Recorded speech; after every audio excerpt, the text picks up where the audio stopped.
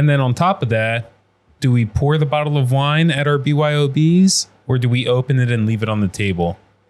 Go. All right. So personally for me, I think the corkage fees are a little bit of a money grab. Restaurant Punk, what's up? Restaurant Punk. Thank you for like adjusting I to thought that. it was. We are like moving up in the world. I feel like we have to start a quartet with one more person from the group and just play around the town. I vote Jenny because of how much she hates to be on the camera. Fair. I really don't think I should be part of the quartet. Yeah, you kind of failed this audition. How you guys doing today? I'm good. Yeah, we're doing Doing it. all right? Yeah. Absolutely. Excellent. Busy season's here. Busy season in here for us. What here is in life? Cape May County. Well, speaking of that, going through the restaurants, somebody brought something up to me last week, and I thought I would share it with you guys to get your opinion on it. Okay. How do we feel about corkage fees, plate sharing fees, and then on top of that, do we pour the bottle of wine at our BYOBs or do we open it and leave it on the table? Go. All right. So personally for me, I think the corkage fees are a little bit of a money grab. I feel like cheap if I'm going to try to impose a corkage fee on somebody. Like they come to a BYOB for that convenience. And then I feel like by charging like a fee for that, you're taking that, I don't know, you're just taking something away from it and then you're cheapening the experience. So why do you think restaurants do it? Well, I know just personally working at like either I worked at a golf course, right? And they had a whole bar and grill. They had a whole dining room for luxurious dinners, yada, yada, yada, full bar. And I was bartending there at the time. And then I would occasionally serve and they charge corkage fees, but they had a full bar. I feel like it only applies when you sell alcohol at your establishment. Honestly, I didn't know you could bring a bottle of wine to a place. It's very dependent. Interesting. It's not everywhere. Now, this is also like a privately owned club, you know, so I don't know. I do know that there was another restaurant to where we charged a corkage fee if you brought your own alcohol. Was it a BYOB? No, They had a bar as well. It's every place I've ever seen it done has been at a place that has a full bar.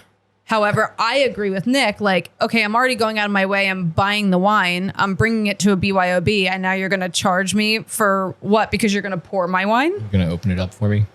Yeah. Okay. First of all, I never knew you could take a bottle of wine to a restaurant that has a bar. I didn't know that, but I guess it's up to the restaurant if they're okaying it. But I have seen corkage fees at BYOBs, and honestly, it blows my mind. I'm like, and I agree with you. Yeah. They're really nickel and diming and grabbing every penny out of it. How do you remember how much it was? I've seen $4 and I've seen a $10 because the $10 caught my eye because I was like, $10.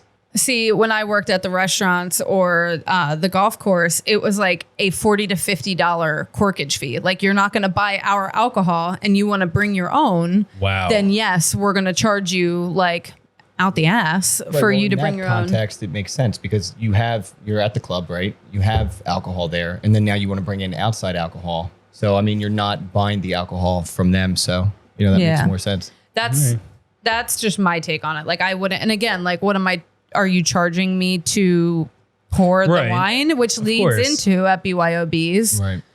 Do you pour the wine for the table? I always do.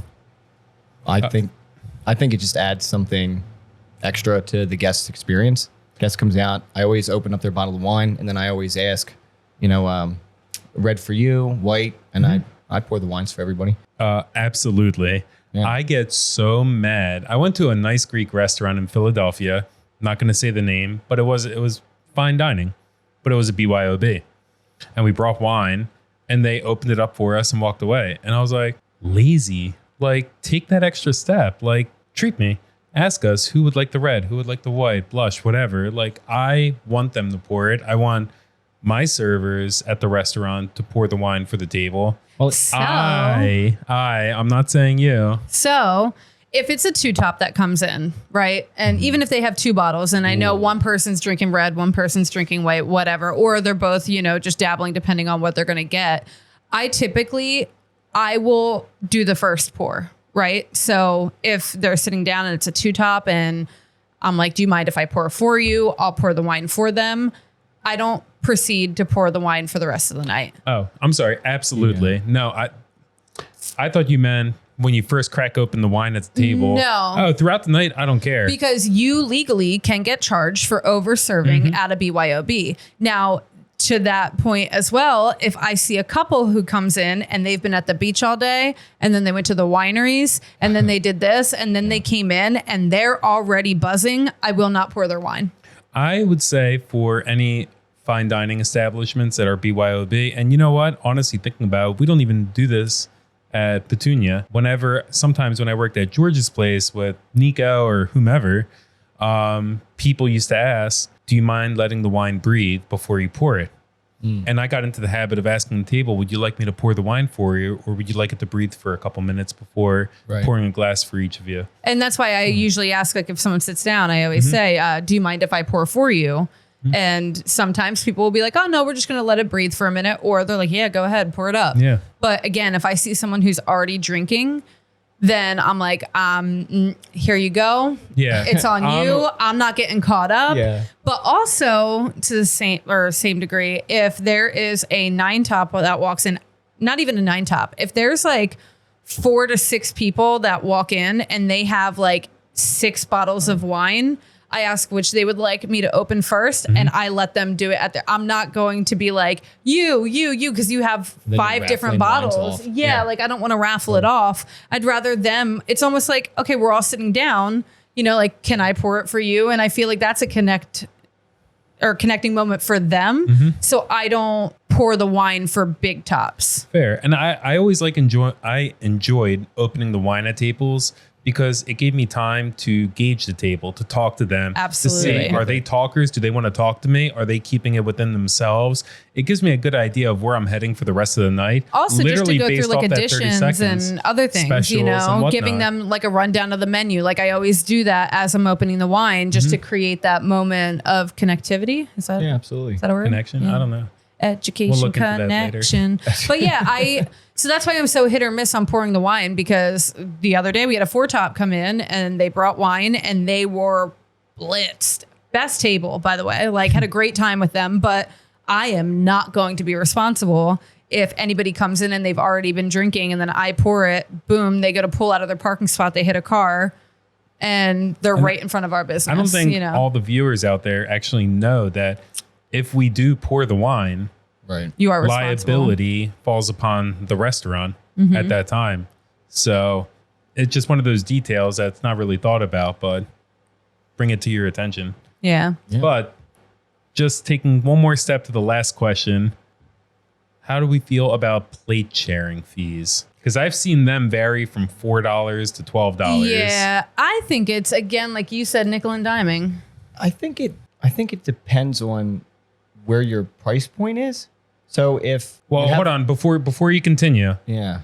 When we say plate sharing fee, does that mean we bring you out an extra plate and you just share with the person next to you? Or does the kitchen split the plate onto 2 where you both share it? Because those are 2 different things as well. And one is literally no works involved other than bringing a plate to the I've never been charged for a plate sharing fee wherever I've went. I've never worked in a restaurant that did that, so I don't know what that means. I don't know if that means taking this plate and splitting it onto 2 I've plates. seen it to where they just bring out an extra plate. That's all they do? I've seen, but mind you, they charge like $2. So it's like $2 for an extra plate. And I think it's because they're trying to make up the profit for people splitting an entree, and they're not making money off of 2 entrees, which are like, what's $2 at that point? Well, exactly. If you look at it from the restaurant's perspective, what's $2? But I mean, if the kitchen is like doing the work of splitting the plates in the back, in that context, it might make sense. Like, let's say somebody orders a filet. That's what I thought. It makes a little more sense. Yeah, and then somebody orders a filet, and then there's the sides and everything that go with it. Oh, can we split this? Now the kitchen's in the back. They're splitting your filet. They're plating your food.